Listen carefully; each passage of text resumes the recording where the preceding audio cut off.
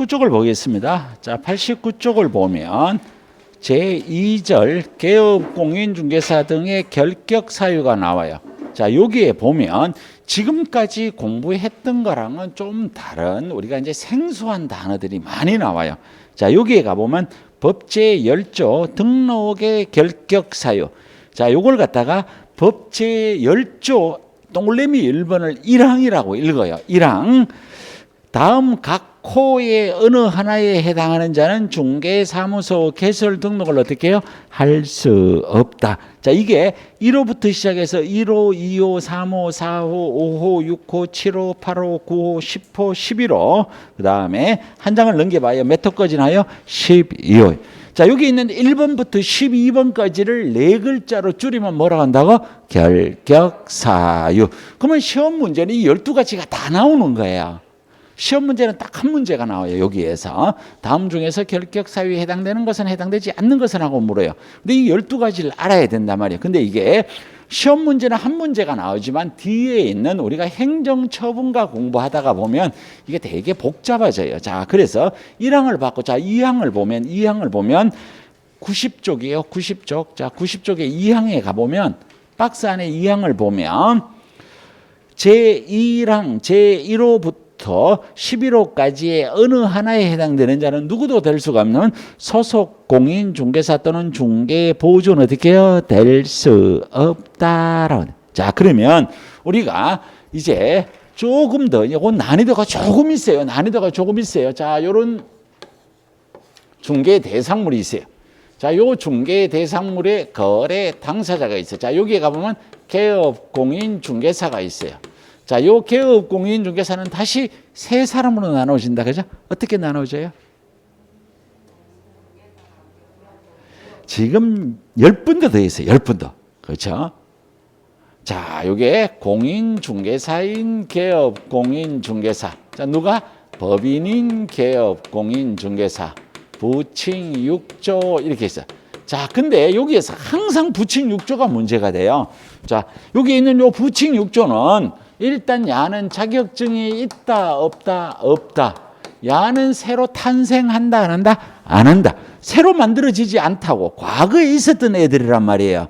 자, 그 다음에 요 밑에 가보면 자격증이 있는 밑에 있는 애를 소속 공인중개사, 요 밑에 있는 애를 자격증 없는 애를 뭐라 그래요? 보조원.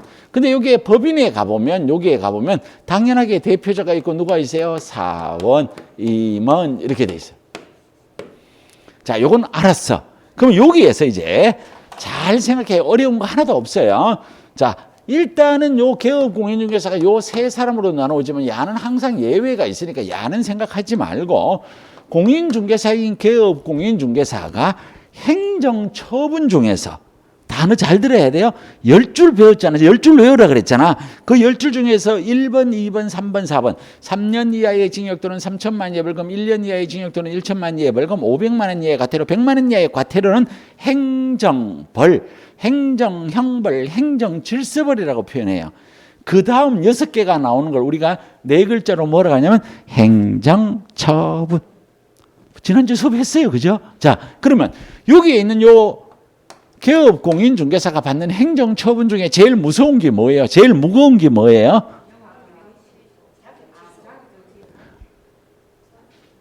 당연하게 자격 취소죠. 야는 자격증이 있어야가 되잖아. 그 다음에 요거보다 살짝 약한 게 뭐예요? 자격 취소보다 약한 게?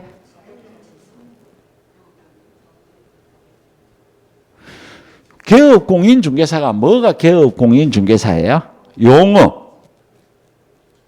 개업 공인중개사가 누구야? 그래, 등록. 야가 등록을 해 있잖아. 그래서 자격 취소보다 살짝 약한 게 뭐냐면 등록 취소예요. 등록 취소의 경중이 절대적 등록 취소와 뭐가 있어요? 상대적 등록 취소가 있어요. 자, 요거보다 약한 게 있어요. 그렇지. 이게 이제 업무 정지.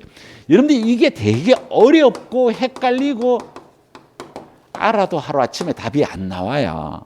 자, 그러면 여기에서 이제 여러분들이 아까 했던 단어 중에 무슨 단어가 나왔느냐 하면 여기 있는 개업 공인중개사는 하늘이 세 쪽 나도 자격정지 처분이라는 걸 받지 않습니다.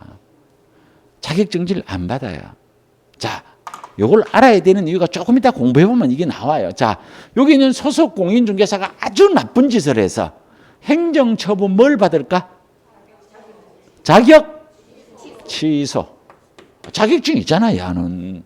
자, 근데 야는 소속 공인중개사는 개설 등록한 적이 있어요, 없어요? 없어요. 그래서 야는 여기에서 등록 취소란 단어가 나오면 무조건 틀리는 거예요. 등록을 한 적이 없기 때문에 개업 공인중개사만 등록이 취소가 돼요.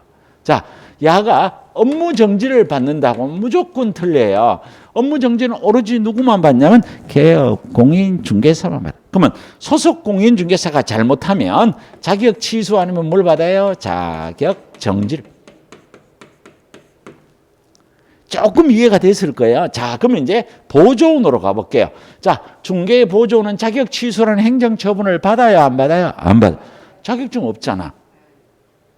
자, 야는 등록 취소 처분을 보조원은 받아요, 안 받아요? 안 받아요. 야는 업무정지 처분이라는 걸 받아요, 안 받아요? 안 받아요.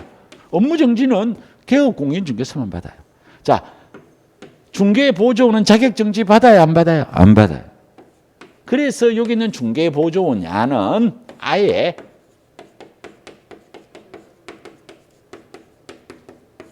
이렇게 되는 거야. 그러면 공부 잘못하는 사람은 중개보조원이 제일 좋네? 아무것도 못하니까. 이런데 여러분들이 이런 처벌을 받는 이유는 여기에 있는 사람들에게 의무가 부과되는데 그 의무를 하지 않았기 때문에 처벌을 받는 거예요. 그런데 야는 중개보조원은 아무것도 못해요. 계약서도 작성 못하고 확인설명서도 작성 못하고 확인설명도 못해요.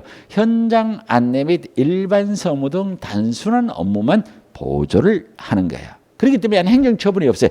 요거 잘 기억을 하셔야 지금 우리가 배우는 결격사유라는 거를 공부할 수 있어요.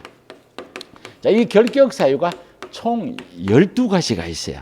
12가지가 있는데 1번 사전에 결격 사유에 해당이 되면 아까 우리가 다시 책이 한 장 앞으로 갈게요. 89조.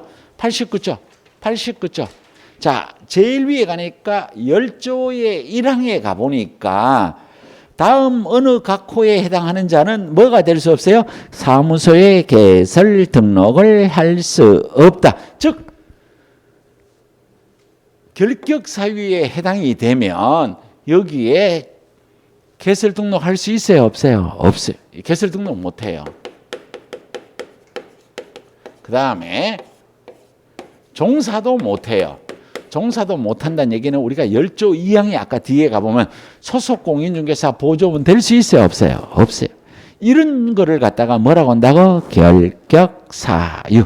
자, 여러분들이 조금 있다가 12가지에 만약에 해당이 된다면 올해 공인중개사 자격증을 취득해도 내년에 개설 등록할 수 있어요, 없어요? 없어요. 이게 결격사유예요. 두 번째, 오늘까지 괜찮아. 오늘까지 괜찮아서 여러분들이 여기에 종사하고 있다는 거야.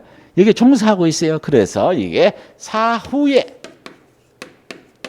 결격 사유에 해당이 되면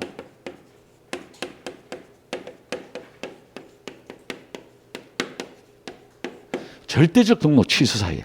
그럼 여기 있는 야가 개업 공인중개사는 사무소 문을 닫아야 되는 거야. 이걸 갖다가 뭐라고 한다고? 결격사유. 이렇게 되는 거예요. 이게 무서운 벌이에요. 무서운 벌. 이 결격사유. 자, 여기까지만 살짝 공부할게요. 자, 여기까지 살짝 공부하고, 자, 우리 교재에 이제 가서, 90쪽. 자, 새파란 네모 1번. 결격사유란 밑줄 끄면 안 됩니다. 결격사유란 신분 또는 자격을 부여하거나 인허가를 할 때 그 대상에서 배제되는 사유를 말한다. 즉 일정한 업무에 종사할 수 있는 자격 자체를 어떻게 해요? 부여할 수 없는 사유를 뭐라 그래요? 결격사유. 자, 그래서 밑에 내려가니까 새파란 네모 2번에 가니까 결격 사유의 종류 및 내용 하고 나서 우측에 보니까 새파란 글자로 가보니까 29, 30, 31, 32, 34 매년 시험 문제가 나와요. 매년 시험 문제가 나와요. 그래서 이 12가지는 무조건 외우셔야 돼요. 자, 그래서 양갈로 1번에 가니까 뭐가 나와요? 미성년자. 자, 그럼 이제 우리가 여기에 결격 사유 12가지 중에 1번 미성년자예요. 헷갈리시면 안 돼요. 미성년자는 공인중개사 자격증 취득할 수 있어요? 없어요? 있어요. 그런데 개설 등록하거나 소공이나 법인의 사원 임원이 될 수 있어요? 없어요? 없어요. 그러면 야가 결격에서 벗어나려면 미성년자는 어떻게 되면 결격에서 벗어나요? 그래, 그거예요. 그냥 그걸로 끝이에요. 그래서 야가 성년이 되면 돼요. 그래서 성년은 19세다. 그죠? 만 19세가 돼야 된다는 거예요. 그런데 여기에서 여러분들이 이제 민법 공부를 하다 보면 이런 게 나와요. 성년의제란 단어가 나와요. 민법 시간에 성년의제란 말을 해준다고요. 수업 시간에 들어봤나요? 몰라요. 모를 수도 있어. 이거 뭐냐? 미성년자인데 결혼을 했어. 그러면 그런 걸 갖다가 어른이 된 것으로 이제 인정해줘. 모든 건 다 그렇지 않으면 일부가 있어요. 근데 이거 인정 안 해준다고요. 그런 뜻이에요. 그런 뜻. 그 다음에 법정 대리인의 동의, 이딴 거 저딴 거 다 필요 없어요. 그냥 야는 오로지 뭐가 돼야 돼요? 성년. 그냥 요것만 알면 돼. 요게 끝이야. 요게 끝이에요. 자, 그 다음에 2번 갈게요. 2번.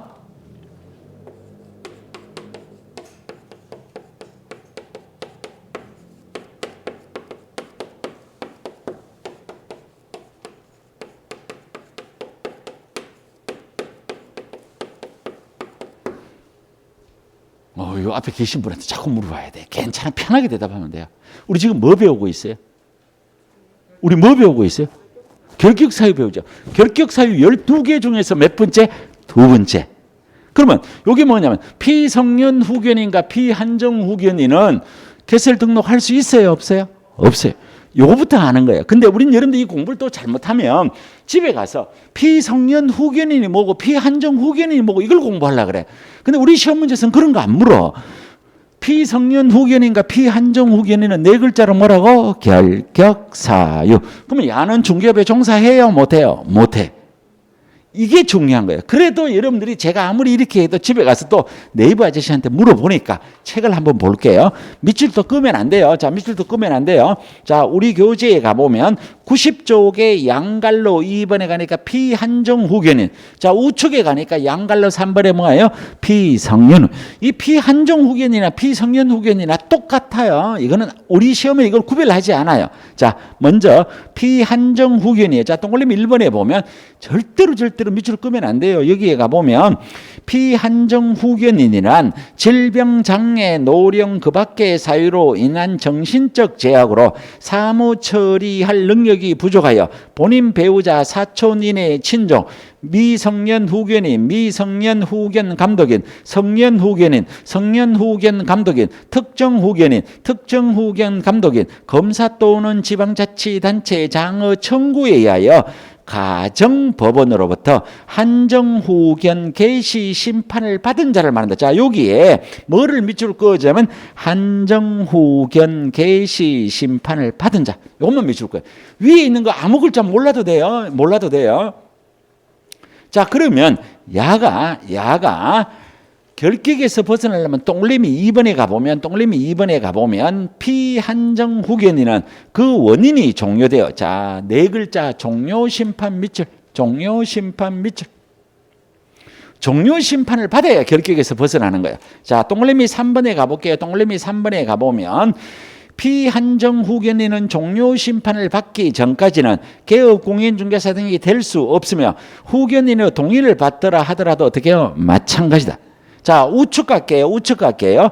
피성년 후견. 자, 피성년 후견인의 동그라미 1번. 자, 이번에는 첫째 줄, 두 번째 줄, 세 번째 줄, 네 번째 줄, 다섯 번째 줄은 읽지 않습니다. 다섯 번째 줄 끝에 가보면 성년 후견 개시 심판을 받은 자를 말한다. 이것만 밑줄.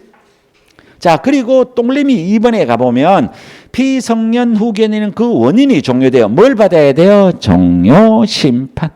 자, 그러면 여러분들 이걸 집에 가서 10,000번 읽어도 모릅니다. 저도 몰라요. 저도 몰라요. 자, 절 봐요. 절 봐요. 자, 이제 이 단어의 뜻을 잘 알아야 되는데 제가 혹시 설명 잘못하면 요즘은 큰일 나요. 그죠? 이런 말 잘못하면 사람들이 막 어찌 꼰지르면 나 혼나. 그렇죠? 자, 여러분들 여기에 가르치는 여러분들이나 저나 옛날에 아주 유명한 대통령이 이러면 이렇게 해서 4글자. 여러분들이나 저를 4글자로 말하면 무슨 사람이에요? 너무 어렵죠? 여러분들이나 저를 네 글자라면 무슨 사람? 사람. 앞에 2글자. 보통 사람이에요. 보통 사람. 자, 여긴 요 2 사람은 보통 사람보다 조금 더 뭔가가 나을까요? 보통 사람보다 조금 더 못할까요? 못해. 아죠, 그죠? 그래서 우리 책에 보면 이렇게 나왔잖아. 여기에 가보면 정신적 제약으로 사무를 처리할 능력이 부족한 사람이란 말이야. 이 사람들은 공인중개사 자격증이 있어도 중개업에 종사한다, 못한다? 못한다.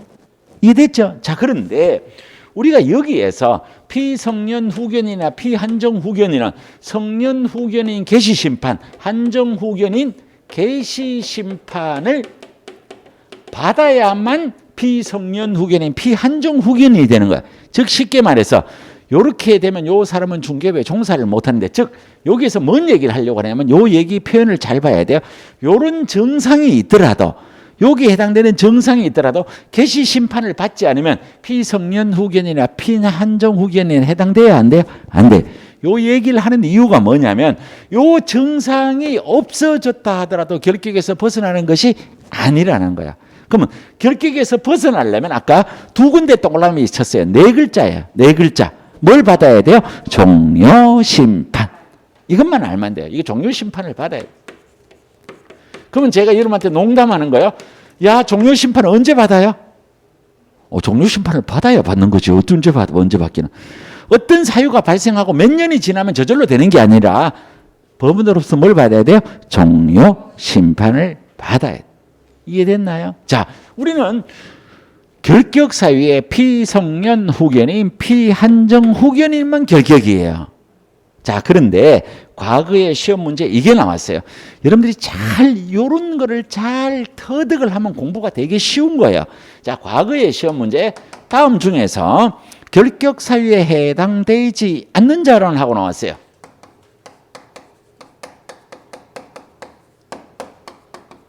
시험 문제에 피특정 후견이라는 단어가 나왔어요. 책 보지 말고. 야는 결격에 들어가야 안 들어가요? 왜 안 들어가요? 야 아니니까 안 들어가. 공부를 이렇게 해야 돼. 근데 얘도 공부 못하는 사람은 집에 가서 야들을 자꾸 비교하려고 그래. 첫날 만나러 공부해봐라. 점수 나오나? 안 나오지. 우리는 깊이가 깊은 공부를 하는 게 아니에요. 야만 결격이라고 나와 있잖아. 법조문에 야가 결격이니까 야는 야에 해당 안 되니까 결격이 아니다. 그냥 야는 결격이 아니다. 야. 여기서 끝내야지. 얘가 왜 결격이 아니에요라고 저한테 물으면 안 되지. 제가 형법을 전공한 사람도 아니고 저도 몰라요. 공부는 그냥 이렇게 하셔야 돼. 여러분들이 깊이 있는 공부, 나는 공부를 갖다가 열심히 해서 고득점 맞아야지. 공부 잘못하면 알기는 엄청나게 많이 안 돼. 시험 치면 다 떨어져. 공부는 우리는 알 것만 계속 알면 돼. 아까 말했던 거, 아까 제출한 거 똑같잖아요. 제출한 서류가 교사, 공신이니까 자격증은 제출하지 않아. 이제 요게 아니니까 제출을 안 하는 거야. 이런 식으로. 그냥 피성년 후견이니까 피한정 후견이만 결격이에요. 피특정 후견은 결격이 아니다? 아니다.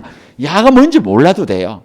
자, 그 다음에 공부를 다 했으니까 우리 교재에 91쪽에 양갈로 4번에 지금부터 번호가 달라져요. 왜 달라지냐면 야는 피성년 후견인과 피한정 후견인을 번호를 하나 더 만들어 놨어. 근데 법조문은 앞에는 야들 둘이가 한 조문에 있단 말이에요. 그래서 이거는 우린 구별하지 않아요. 자, 그래서 우리 책의 4번에 가보면 파산 선고를 받고 복권되지 아니한 자. 자, 그 밑에 있는 글씨를 읽으려고 하지 말고 또 칠판을 잠깐 봐봐요. 자, 여기 있는 글을 그대로 옮겨주면 파산 선고를 받고 복권 되지 아니한 자. 자, 위에와 똑같은 방법으로 공부를 해야 돼. 계속 제가 여러분한테 이런 얘기를 하는 걸 오해를 하고 들으시면 안 돼요. 파산 선고가 시험 문제에서 뭐냐고 묻지 않는다는 거예요. 복권이 뭐냐고 묻지 않는다는 거예요. 그러면 우린 여기에 파산 선고를 갖고 복권되지 아니한지. 자, 그러면 우리가 파산 선고의 깊은 내용은 모르더라도 파산 선고가 뭔지 우리 대충 알잖아요. 우리 친구 누가 파산 선고 받았다는 거예요. 지 재산 지대로 관리했어요? 못했어요? 못했어요. 그런 사람이 10억짜리, 20억짜리 해운대 아파트 중개하면 그 돈 띵가먹을 생각밖에 안 하잖아. 국민경제에 임하지 못하잖아. 그래서 가는 중개업에 종사해요? 못해요? 못해. 그러면 파산 선고를 받은 사람이 언제 중개업에 종사를 해요? 요 글씨를 잘 읽어보면 돼. 언제? 복권돼. 이걸로 끝이에요. 그럼 야가 결격에서 벗어나려면 뭘 받아야 돼요? 복권돼. 그러면 여러분들이 또 교수님이 열심히 강의를 하니까 웃겨주려고 교수님 로또 얼마짜리 복권 얼마짜리 당첨되면 복권돼요. 그 복권 아니다. 그죠? 그 복권 아니고 권리가 복원된다는 거예요. 그래서 파산 선고를 받고 복권되지 아니한 자는 결격이기 때문에 뭐가 돼야 결격에서 벗어나요? 복권. 몇 년 뒤에 복권되냐 이런 거는 시험 문제 안 물어요. 그냥 몰라도 돼요. 여기에 보면 야는 성년이 돼야 되고 야는 종료 심판을 받아야 되고 야가 복권이 돼야 돼. 이렇게 해야만 결격에 벗어나요. 자, 그래서 여기서 또 하나 물어볼게요. 요 방법과 똑같은 방법으로 대답을 하면 돼요. 자, 개인 회생 신청을 한 자는 결격이다, 결격이 아니다? 결격이 아니다. 왜? 파산 선고가 아니잖아. 공부는 여기로 끝이에요. 여기서 끝이에요. 자, 그래서 야는 결격 아니다. 정말로 여러분들이 공부는 간단 명료하게 정확하게 알고 있으면 시험 문제 답 찾는 게 너무 쉬워요. 근데 어설프게 여러 가지 많이 아는 사람은 남들이 봤을 땐 잘 많이 아는 것 같지만 점수가 안 나와요. 근데 여기까지는 너무 쉬워. 자, 이제 책장을 넘길게요. 자, 책장을 넘겨서 자, 92쪽에 양갈로 5번. 92쪽에 양갈로 5번. 진짜가 요거예요. 진짜. 왜냐면 여기 단어가 너무 길어요. 자, 그래서 요거 원문을 한번 읽어볼게요. 5번. 금고 이상의 실형을 선고받고 그 집행이 종료되거나 집행이 면제된 날로부터 3년이 지나지 아니한 자. 그러면 3년 지나야 된다는 얘기예요. 이해됐죠? 그죠? 자, 그래서 요거를 제가 원문을 그대로 한번 옮겨보면 금고 이상의 실형을 선고받고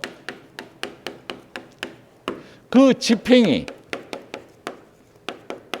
종료되거나 또는 집행이 면제되었다 하더라도 몇 년이 경과되면 3년이 경과돼. 근데 여기에 있는 1번과 2번과 3번은 성년되면 끝이야. 여긴 종료심판 받으면 바로 돼. 여기에서 복권되면 바로 돼. 근데 야는 집행이 종료되거나 면제돼도 몇 년이 지나야 돼요? 3년. 자, 그러면 이제 여기선 1번 금고 이상이 뭐냐라는 거예요. 그런데 우리는 실제로 금고 이상이 뭔지는 몰라도 관계는 없어요. 그래서 형법에 가보면 벌의 종류가 9가지가 있어요. 벌을 받는 게 9가지가 있는데 우리 공인중개사법에서는 금고 이상이라 그랬으니까 금고와 징역과 사형이 금고 이상이에요. 자, 그럼 여기에 금고가 뭐고 징역이 뭐고 한번 구별해 볼게요. 금고와 징역의 공통점은 큰 집에 가는 거예요. 큰 집이 어딘지 잘 모르는 사람들이 많아요. 알면 안 되는 거야. 그죠? 교도소 가는 거예요. 교도소 가서 일 안 하고 사역, 노역 일 안 하고 가만히 앉아 독방에 앉아서 책만 보다 나오면 이걸 뭐라 하냐면 이걸 금고라 그래요. 징역은 거기 가서 여러 사람하고 올려 있으면서 바깥에 가가지고 청소도 하고 뭐 이런 것도 저런 것도 배우고 일하는 걸 갖다 뭐냐면 징역이라. 그래서 농담으로 묻는 거예요. 징역할래요? 금고할래요? 그러면 사람들이 다 금고한다 그러죠? 그러면 안 되지. 난 아무것도 안 한다 그래야지. 잘 못 알아들었어. 다시 얘기해. 왜가 안 가야지. 시험 문제에서는 금고가 뭐고 징역이 뭔지 묻지 않아요. 자, 사형이에요. 자, 사형을 여기에 대입을 시켜요. 사형을 선고받고 집행이 종료됐어요. 사형을 선고받고 집행이 종료됐어요. 연상되죠? 그러니까 이건 시험에 안 나와. 이게 사형이라는 단어는 시험에 나올 수가 없단 말이에요. 뭐 하늘나라로 간 사람이 뭐가 필요하겠어요. 그래서 남는 게 뭐가 냐면 금고와 징역이에요. 금고와 징역이라는 것은 교도소 가는 거예요. 교도소 갔다가 나오는 거에 대한 얘기가 뭐냐면 집행의 종료와 집행의 면제. 그래서 이걸 갖고 집행의 종료예요. 집행이 종료됐다는 교도소에서 나오는 거예요. 교도소에서 나오는 거는 만기석방과 가석방이 있어요. 이건 이제 우리가 평상시에 쓰는 단어가 아니에요. 그래서 조금 헷갈리는 거예요. 자, 그 다음에 두 번째, 집행이 면제라는 게 있어요. 자, 집행의 면제 중에서는 우리는 특별 사면만 공부를 해요. 자, 그러면 이게 집행의 종료와 집행의 면제를 우리가 구별을 해야 되는데 집행의 종료는 만기석방과 가석방이 있어요. 자, 그래서 예를 하나 들어볼게요. 어떤 사람이 징역 5년을 선고받았다. 여러분들의 친구의 친구가 징역 5년을 선고받아서 지금 김해교도소에 들어가 있어. 가가 몇 년 받았어요? 5년 받아. 가가 나오는 거야. 나오는데 1번이 뭐가 있냐면 만기석방이 있어요. 자, 그러면 요 그림을 한번 그려보면, 자, 교도소 들어가서 1년, 2년, 3년, 4년, 5년. 여기까지 만땅 채우고 남은 요걸 뭐라 그래요? 만기석방. 공부할 거 없잖아요. 만기석방. 근데 요 만기석방은 여러분들이 요 만기석방이 어디에 들어간지를 봐야 되잖아. 만기석방은 여기 집행의 종료에 들어갔죠. 그럼 집행의 종료는 여기 있었잖아. 뒤에 뭐가 붙어야 돼요? 3년. 그래서 이거는 만기석방은 교도소에서 만땅 5년 채우고 나서 몇 년을 더 기다려야 돼요? 3년. 교도소에서 나와서 바로 중개업에 종사할 수 없고 몇 년 기다려야 돼요? 3년. 이거 끝이에요. 자, 그러면 이제 두 번째. 가석방이란 단어예요. 자, 가석방이란 단어는 여긴 요 글씨를 그대로 인용을 해보면 여러분들 친구의 친구가 징역 5년을 선고받고 3년 복역 중 가석방되었다. 이렇게 표현이 되었다. 될 수가 있어요. 그러면 제가 오늘 계속 이 얘기를 하는 거야. 그럼 여러분들은 또 탐구정신이 강해서 가석방이 되려면 가석방의 요건은 형기에 얼마를 채워야 되고 우린 그런 거 시험에 안 나와요. 하나도 몰라도 돼요. 여기에 있는 요 글자가 뭐라고요? 가석방. 그럼 요걸 그림을 그리면 여기에 3년 근무하고 있잖아요. 요 날 뭐가 됐다고? 가석방. 그럼 여기에 있는 요 가짜가 한문으로 무슨 가짜예요? 대충 말하면 돼. 모른다 하지 말고 알 수 있어. 진짜야, 가짜야? 가짜. 임시 가짜야. 임시로 나왔다고. 만기석방이 돼야 되는데 임시로 나왔다고. 그럼 여긴 요 나머지 기간을 뭐라고 표현하면 잔형기라고 그래요. 형기는 남았는데 나왔다고. 이런 걸 갖다가 가석방이 되면 일정 기간 동안 교도소 안에 있었고 플러스 나머지 기간을 뭐냐면 잔형기라고 그래요. 그럼 요 기간의 잔형기는 몇 년이에요? 2년. 그리고 뒤에 뭐는 따라 붙어야 돼요? 3년. 이 3년은 저절로 여기에 있는 거니까 가석방은 여기에 되고 요거는 여기에 되니까 뒤에 3년을 따라 붙는 거예요. 자, 그러면 여러분들이 여기에서 이 단어만 정확하게 알면 요게 이해가 된 거예요. 제 얘기를 잘 들어야 돼요. 자, 여러분들의 친구가 둘이가 있는데 친구의 친구가 둘이가 있는데 A라는 친구는 오늘 만기석방 되었어. B라는 친구는 오늘 가석방 되었어. 여기 있는 A와 B가 중개업에 종사하려면 앞으로 기다려야 되는 시간이 같아요, 달라요? 그 같아요, 달라요? 둘 중에 하나밖에 없어. 같다, 다르다? 다르다죠. 만기석방에 대해서 오늘 나온 사람은 몇 년만 지났는데요? 3년. 가석방은 무조건 뭐가 남았어요? 잔형기에다가 3년. 같아요, 달라요? 달라요. 요 단어만 알면 여러분들 공부가 다 된 거예요. 그래서 가석방이란 단어가 나오면 여러분들 머릿속에 뭐 플러스 3년이요? 잔형기 플러스 3년. 자, 여기 있는 만기석방은 그랑 플러스 3년이에요. 나온 날부터 플러스 3년이에요. 근데 여기는 가석방은 뭐 플러스 3년이요? 잔형기 플러스 몇 년이요? 3년. 요 차이만 있는 거예요. 근데 처음 들으니까 헷갈리는 거는 뭐 틀림없어요. 이제까지 착하게 산 여러분들이 만기석방이 뭔지 가석방이 뭔지 뭘 알아야 돼. 몰라도 관계없어. 알면 안 되는데 우리가 시험을 치기 때문에 알아야 돼. 시험만 치고 나면 이런 거 아무것도 몰라도 돼요. 자, 그 다음에 집행의 면제는 원래 법의 규정에 의하면 법률의 변경 시효의 완성 외국에서 형집행 특별사면 이렇게 있어요. 자, 그러면 아까하고 똑같이 특별사면은 여기에 들어가는 거예요. 집행의 면제다. 그럼 집행의 면제는 여기에 들어가잖아요. 뒤에 뭐가 붙어야 돼요? 3년. 그래서 이거 특별사면 플러스 이건 뭐냐면 이거는 3년이에요. 자, 그러면 요 예를 그대로 여기에 대입을 시키면 어떤 사람이 징역 5년을 선고받고 3년 복역 중 이제 얼마 안 남았네. 12월 24일 날 크리스마스 날 특별사면을 받았다라고 할 수가 있잖아요. 그렇죠? 그럼 자, 야가 요 날 가석방 된 날, 아까는 가석방이에요. 여기 뭐냐면 이게 특별사면이에요. 그러면 여러분이 특별사면 앞에 있는 글자를 잘 봐요. 여기 뭐라고 되어 있다고? 집행이 면제. 그럼 집행이 면제란 얘기는 요 나머지 기간을 뭘 해준다고? 면제. 그럼 플러스 몇 년만 붙어요? 3년. 어렵진 않아요. 처음 듣기 때문에 오늘은 어려워요. 근데 이 단어만 이해하면 돼요. 자, 그런데 시험 문제는 여기에 특별사면에 대비되는 단어가 뭐냐면 일반사면이라는 단어가 있어요. 근데 일반사면은 집행의 면제가 아닙니다. 그래서 요거는 어떻게 되냐면 요거는 즉시 돼요. 즉시. 일반사면 받은 사람은 3년 기다려야 돼요? 안 기다려야 돼요? 안 기다려도 돼요. 요런 얘기예요.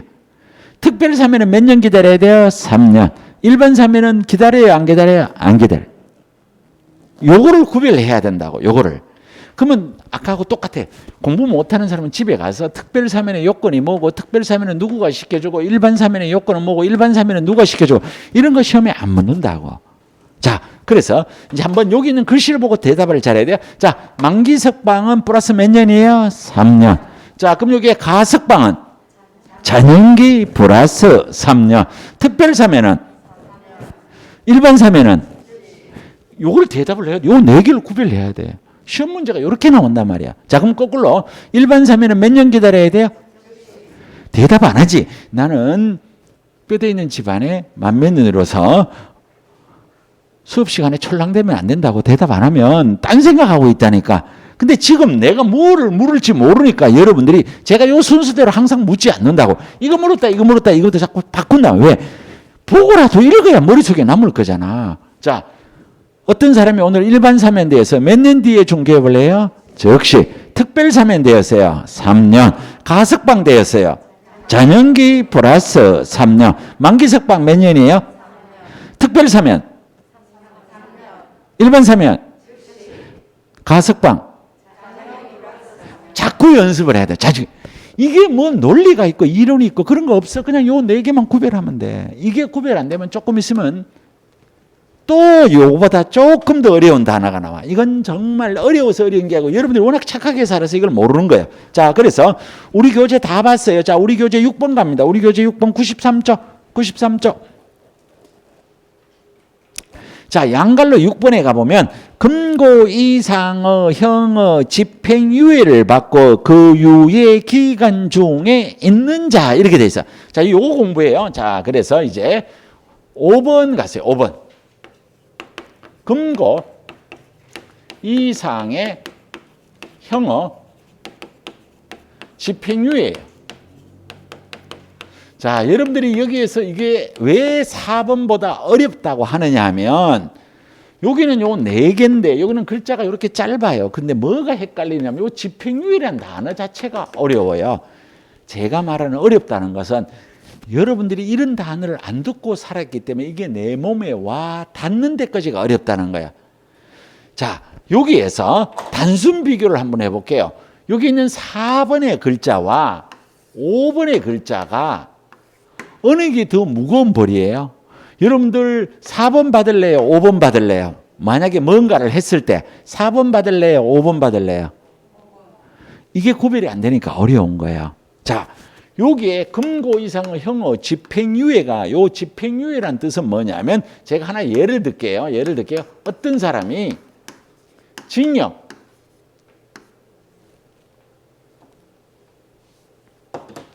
1년에 집행유예 2년을 선고받았다. 자, 이 단어가 실제로 우리가 뉴스에 많이 나오는 사람들은 정치인, 연예인, 그 다음에 스포츠 스타들, 야들 이게 뉴스에 나오다 보면 이런 단어가 나와요. 어느 재벌집 딸 누구누구가 남들이 하면 안 되는 두 글자를 해가지고 뭐를 받았다 이런 게 나와요. 자, 그래서 이게 무슨 말인지 돼. 징역 1년에 집행유예 2년을 선고받았다. 이게 무슨 말인지 이해가 돼야 되는데 여기에 징역 1년에 집행유예 2년이라는 뜻은 여기에 징역 1년을 선고받았다면 4번에 오는 거예요.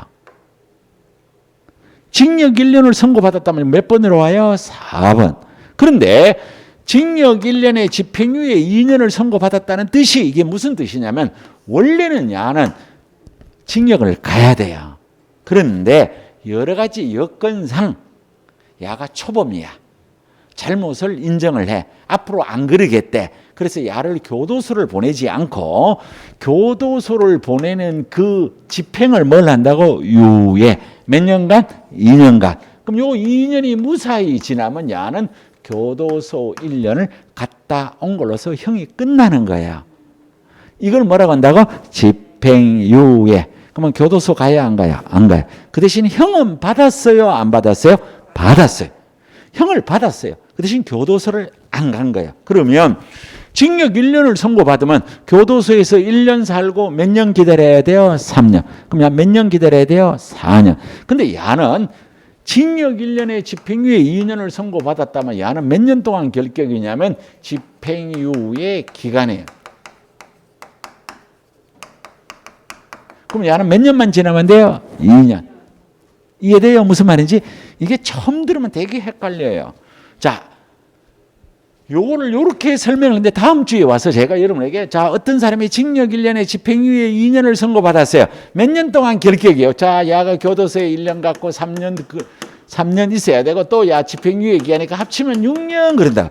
그러니까 아니라고. 집행유예가 나오면 무슨 기간? 집행유예 기간. 몇 년? 2년. 구별하셔야 돼요. 하셔야 돼요. 자, 그런데 이것만 있으면 얼마나 좋게. 또 시험 문제를 만들기 위해서 여러분들에게 헷갈리는 단어가 나와요.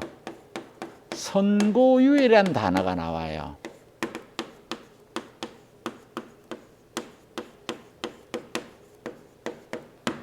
자, 이것만 구별하면 돼요. 또 선고유예가 뭔지 집에 가서 네이버 아저씨한테 물어보면 안 돼요. 진짜로 물어보면 안 돼요. 자, 집행유예는 무슨 기간 동안 결격이에요? 집행유예 기간. 선고유예는 요 뭐라고 적혀서 결격이 아니다. 자, 어떤 사람이 징역 6월에 선고유예 1년을 선고받았어요. 그럼 야는 결격에 해당한다 안 한다? 안 한다. 결격 아니에요. 그럼 이게 뭐냐?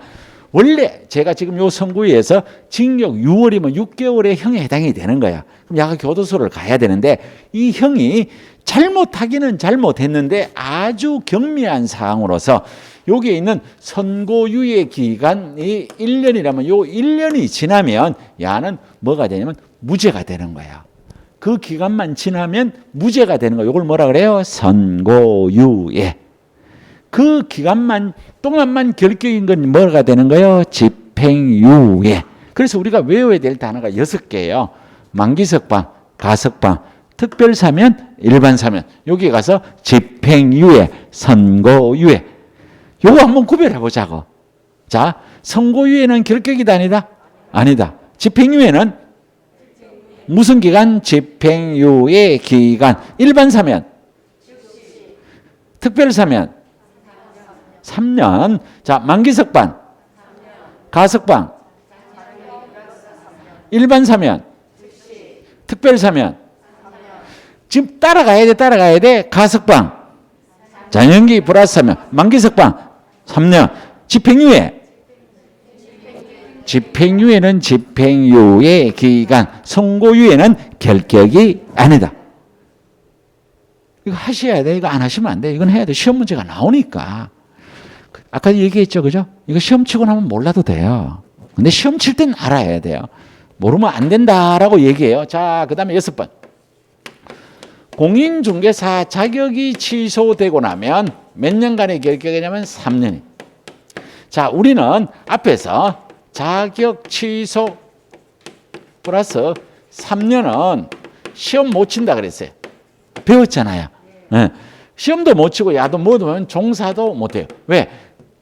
6번이 결격에 들어가니까 종사해요, 못 해요? 못 해. 이렇게 돼. 그런데 비교해 보면 시험 부정행위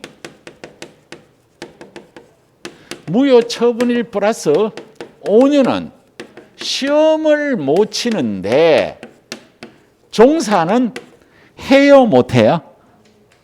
너무 어렵게 얘기했나? 천천히 할게요. 시험 부정행위 무효 처분일 플러스 5년은 시험은 못 쳐요. 중개업의 종사는 해요, 못 해요? 아니, 종사라고 하는 것은 여기에 뭐 일하느냐 못하느냐를 얘기하는 거야. 당연하게 자격증이 없으니까 개업공인중개사는 못 되죠. 중개보조원으로 근무할 수 있을까요, 없을까요? 왜 있어요?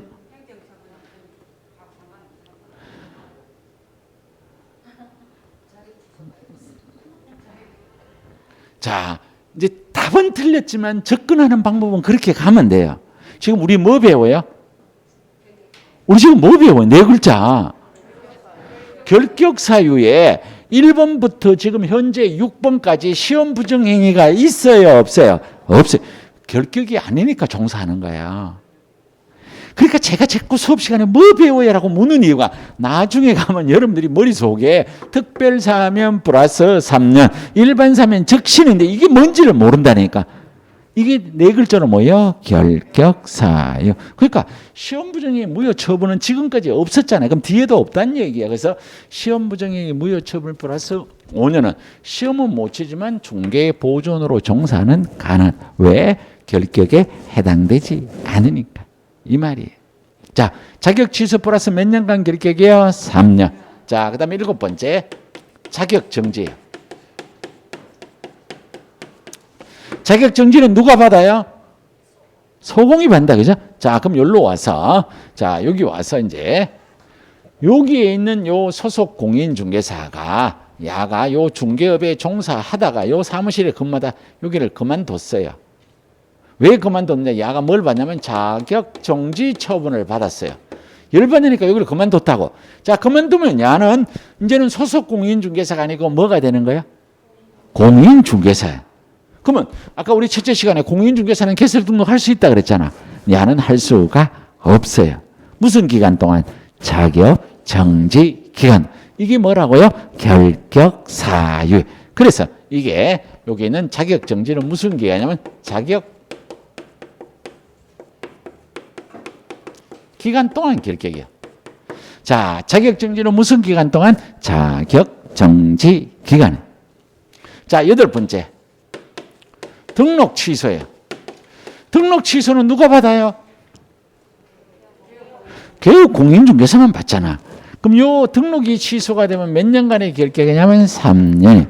자, 자격 취소 플러스 몇 년이요? 3년. 등록 취소 플러스 몇 년이요? 3년. 자, 그런데 여기서 살짝 여러분들하고 말장난 아닌 말장난을 한번 해볼게요.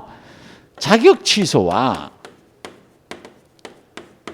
등록 취소가 어느 게 더 무거운 벌이에요? 여기서 공부 다 했거든 실제로. 여기 가서 일부러 여기 가서 저기들 요 표시 다 해놨네. 야가 더 센 거죠. 네. 자, 그러면 자격이 취소가 되면 등록이 취소가 될까요? 안 될까요? 그러면 등록이 취소가 되면 자격이 취소가 될까요? 안 될까요? 여러분들이 요 그림 다 얘기했어. 우리가 아까 개설 등록 요건에 개인이 뭐였어요? 자실사결. 자격증이 없어지면 등록의 요건이 어떻게 돼요? 부족하게 되죠. 그럼 저절로 뭐가 돼요? 등록이 취소가 돼요. 근데 등록이 취소가 됐다고 해서 자격이 취소가 되는 것은 아니다. 이해됐죠? 그죠? 이렇게 돼. 그래서 이 단어가 우리가 평상시에 쓰지 않는 단어라서 이번 시간에 배우는 내용은 여러분들이 자꾸 친해져야 돼요. 어렵지는 않아요. 어렵지는 않는데 여기에 우리가 평상시에 쓰는 단어가 하나도 없어요. 그러니까 이 12가지가 여러분들 머릿속에 하루라도 빨리 들어가 있으면 좋다라는 거예요. 시험 치러 갈 때 이거 모르고 가는 사람은 아무도 없어요. 근데 하루라도 빨리 알아달라는 거예요. 저는 여러분들에게 공부를 빨리 해놓은 사람만이 더 좋다는 거예요. 왜? 우리가 이제 다음 주만 되면 일단 이제 공인중개사법 수업 없어요. 그죠? 한술 쉬다가 이제 1월 달부터 시작해. 그러면 처음 들었을 때와 여러분들이 정확하게 지금으로부터 2주 따지면 4주 뒤에 이걸 다시 공부할 거예요. 처음 들었을 때와 두 번 들을 때가 같을까 다를까요? 달라요. 특히 오늘 이렇게 중요하다 그랬으니까 집에 가서 몇 번이라도 써본 사람은 아 이거구나. 수업 시간에 저절로 복습이 되는 거예요. 근데 처음 듣는 사람은 그때 막 적으려고 정신이 없다 그죠? 근데 이제 1월 달부터는 정해진 시간에 수업 진도가 나가야 돼요. 무조건 8주 안에 이 책이 다 끝나야 돼요. 그러니까 말이 조금 더 빨라질까요? 천천히일까요? 빨라져요. 그래서 여러분들 초장에 공부를 좀 해놔야 돼요. 초반에. 외워놓으면 참 좋아요. 공부는 무조건 미리 하세요. 나는 머리가 좋으니까 시험 치기 전에 며칠만 벼락 공부하면 된다고. 공인중개사 자격시험은 그렇게 공부하면 안 돼요. 초반에 공부해놓고 뒤에 가서 설설 해야 돼요. 점수가 올라가면 안 내려가요. 그러니까 여러분들 좋아하는 단어 있다 그죠? 소형 아파트는 가격이 하방 경직성이 있다라고 얘기한다 그죠? 그런 말 안 써? 쓰잖아. 하방 경직성이 뭐야? 잘 떨어져 안 떨어져? 안 떨어져. 공인중개사 자격시험도 여러분들이 평균 점수가 딱 올라가면 안 내려가요. 한참 놀아도 안 내려가요. 그런데 45점에서 55점 되는 거는 공부를 엄청나게 해야 돼요. 엄청나게 해야 된다. 왜? 요 경계가 어렵거든. 요 경계가. 그렇죠? 그래서 초반에 공부해갖고 여러분들이 평균이 70점 근처에 있으면 일주일 동안 책 하나도 안 봐도 점수 안 떨어져요. 그 점수 나와. 어떻게 가도 간다고. 어떻게 가도 70점이 나와. 그래서 초반에 공부 좀 제발 하세요. 자, 등록 취소 플러스 몇 년이요? 3년. 자, 9번째 갈게요. 9번째. 자, 그래도 책이 어디에 있는지는 봐야 되니까. 자, 우리 책에 이제 넘어가서 94쪽. 10번에 가보니까 이 법제 너무 길어요. 그냥 앞에 거 정말 진짜 밑줄 끄면 안 돼요. 이 법 제38조 1항 2호부터 4호, 8호까지 같은 법 어떻고 저떻고 너무 길다. 세 번째 줄에 갈게요. 두 번째 줄에 갈게요. 중개사무소 등록이 취소된 후 몇 년이요? 3년. 그냥 이것만 보면 돼. 자, 넘어가요. 자, 넘어가서 11번 왔어요. 11번. 자, 11번. 이 법 제39조에 따라서 업무정지 처분을 받고 폐업 신고를 한 자로서 업무정지 기간이 경과되지 아니한 자. 자, 그 다음에 이제 여기 가서 이제 9번째 왔어요. 자, 9번째 가보면 업무정지예요. 자, 업무정지는 누가 받아요? 개업 공인중개사. 요 답은 무슨 기간이냐면 업무정지 기간. 자, 요 말도 요쪽으로 와서 가볼게요. 자, 아까 여기에 소공이가 자격정지를 받으니까 열받아서 이 사무소를 그만뒀다 그랬어. 그러면 야가 공인중개사 신분으로 바뀌어서 다른 데 가서 개설 등록이나 다른 데 가서 소공이나 근무할 수 없어요. 무슨 기간 동안? 자격정지 기간. 자, 이번에 개업 공인중개사로 옵니다. 자, 여기는 개업 공인중개사가 약을 뭘 받냐면 업무정지를 받았어요.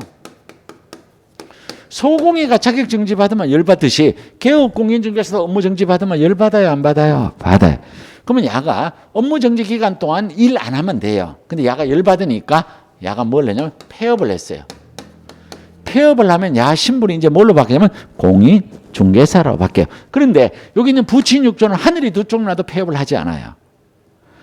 요 부친 6조는 폐업을 하면 다시 개설 등록해요, 못해요? 못해요. 자격증이 없기 때문에.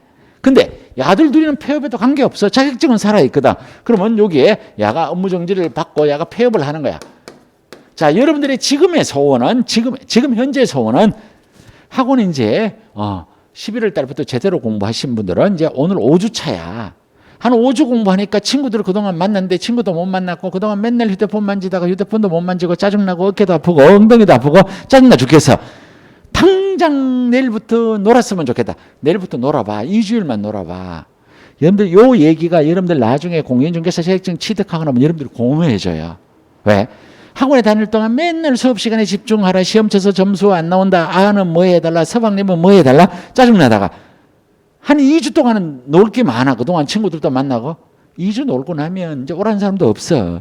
그럼 심심해져. 그렇죠? 야도 업무정지 받으니까 폐업하고 싶어. 폐업해서 한 2달 놀아보니까 할 일이 없어. 그래서 야가 다시 등록하면 등록한다 못한다? 못한다. 무슨 기간 동안? 업무정지 기간. 그래서 여기서 야는 업무정지가 무슨 기간이에요? 업무정지 기간. 자, 10번. 10번 답 똑같아요. 업무정지고 업무정지 기간인데 요거는 그냥 우리가 글만 살짝 보고 넘어갈게요. 자, 어디에 왔냐면 우리 교재의 양갈로 12번입니다. 양갈로 12번.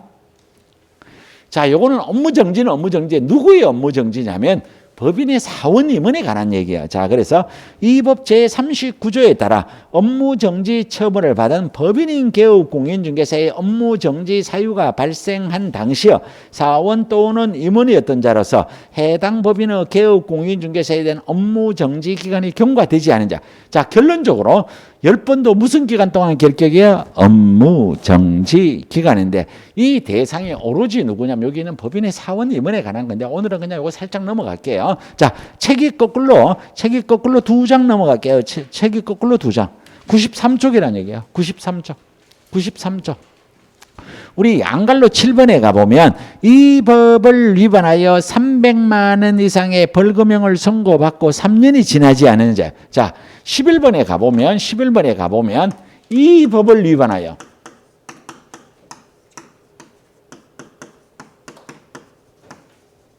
300만 원 이상의 벌금을 선고받으면 몇 년간의 결격이냐면 3년. 자, 이 법이 무슨 법이에요? 공인중개사법이죠. 다른 법은 아니라는 거예요. 공인중개사법 위반이라는 거예요. 도로교통법을 위반해서 교통사고가 나도 결격하고 관련이 없다는 거예요. 이 법을 위반하여 얼마예요? 300만 원 이상의 요 뭐예요? 벌금. 이거 과태료 아니에요. 벌금이에요.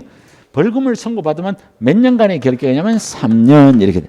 그래서 이걸 갖다가 이 법을 위반하여 3년 이상의 벌금을 선고받으면 300만 원 이상의 벌금을 받으면 3년간의 결격. 이름하여 이걸 뭐라고 하냐면 2~3벌3. 이것도 길어.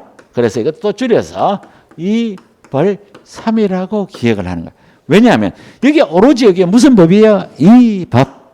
다른 법은 아니라는 거야. 이 법을 위반하는 거야. 이 법을 위반하여 300만 이상의 벌금을 선고받으면 3년간의 결격 사유이다라는 거야. 자, 이제 한 개가 남았어요. 한 개가 남아서 12번 한 개가 남았는데 자, 요 12번은 우리 교재 97쪽 13번을 볼게요. 13번. 자, 요 13번은 무슨 얘기냐면 우리가 아까 법인이 개설 등록하려면 대표자는 공인중개사여야 되고 대표자를 제외한 사원 임원의 3분의 1 이상은 공인중개사여야 되고 6번째 가보면 대표자도 결격 사유에 해당이 되면 안 되고 사원 임원도 결격 사유에 해당하면 된다 안 된다? 안 된다. 그래서 여기는 법인의 사원 임원이 한 명이라도 결격이면 법인 전체가 결격이라서 법인이 개설 등록을 할 수가 없다. 요 얘기. 자, 그래서 13번, 우리 책에는 13번, 우리 12번이에요. 사원 임원 중에 결격 사유에 해당하는 자가 있는 법인인 개업 공인중개사 뭐가 돼요? 결격. 그렇죠? 사원 임원도 결격 사유에 해당이 되면 안 된단 말이에요. 자, 그래서 여기에 1번부터 여기에 있는 12번까지를 네 글자로 뭐라 한다고? 결격 사유. 요 사전에 결격 사유에 해당되면 개설 등록할 수 있어요? 없어요? 없어요. 소공인이나 보조원이나 사원 임원이 될 수가 없어요. 만약에 요 개업 공인중개사로 근무하고 있는데 이 개업 공인중개사가 이 결격 사유에 해당되면 문 닫아야 된다고 뭐라고? 절치. 이 12가지를 네 글자로 뭐라 한다고? 결격 사유. 요런 거예요. 그래서 이거는 여러분들이 달달달은 아니더라도 아 이런 단어가 있구나라는 걸 여러분들이 알아두셔야 되는 내용이에요.